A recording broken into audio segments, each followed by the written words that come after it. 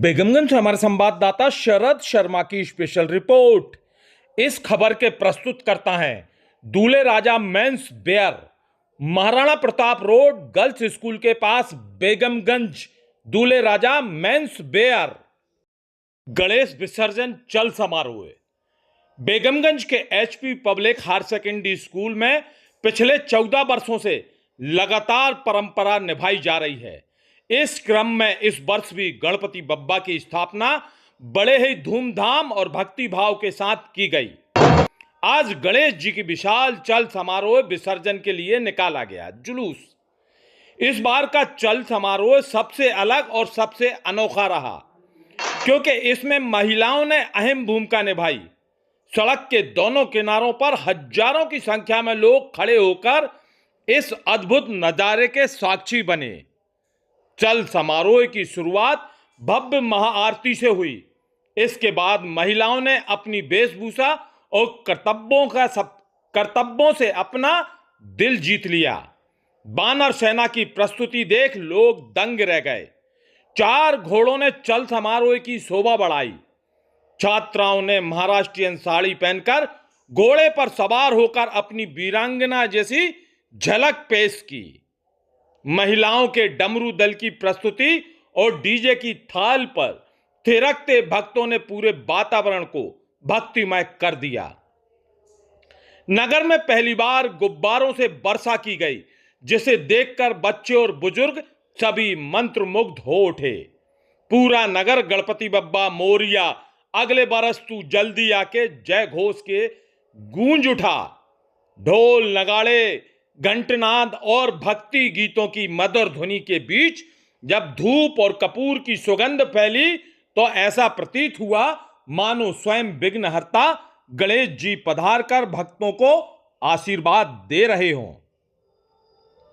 नमस्कार दोस्तों, आप देख रहे हैं बी न्यूज और मैं आपके साथ हूं शरद शर्मा।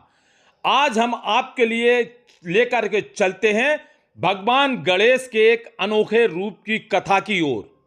जी हां, आपने अक्सर सुना होगा गणपति बप्पा को एक दंत क्यों कहा जाता है, लेकिन क्या आप जानते हैं आखिर क्यों?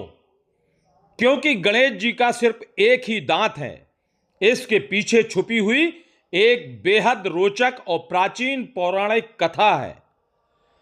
एक बार परशुराम जी भगवान शिव से मिलने कैलाश पर्वत पहुंचे, लेकिन द्वार पर विराजमान थे भगवान गणेश और उस समय भोलेनाथ गहरे ध्यान में लीन थे।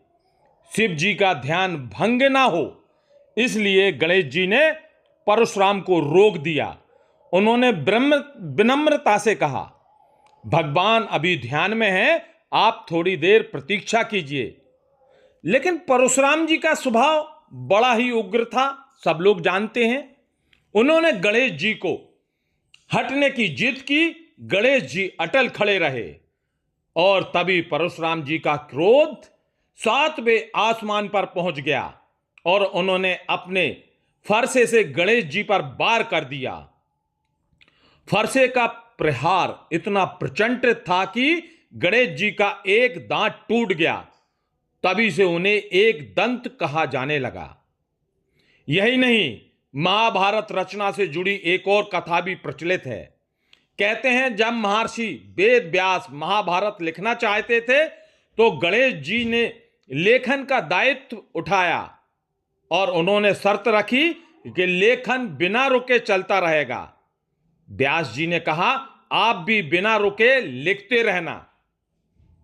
जब कलम टूटने का संकट आया तो गणेश जी ने अपने ही दांत को तोड़कर लेखन जारी रखा और इस प्रकार महाभारत की रचना पूर्ण हुई। इसलिए गणेश जी को ज्ञान का देवता और विघ्नहर्ता भी कहा जाता है और उन्होंने यह स्वरूप एक दंत आज भी करोड़ों भक्तों के लिए आस्था श्रद्धा का प्रतीक है। तो यही है भगवान गणेश जी की एक दंत वाले स्वरूप के पीछे छिपी हुई अनोखी पौराणिक कथा। बने रहिए आप बी न्यूज के साथ, क्योंकि हम आपको पहुंचाते रहेंगे धर्म, संस्कृति और परंपराओं से जुड़ी ऐसे ही अनोखी जानकारी के साथ।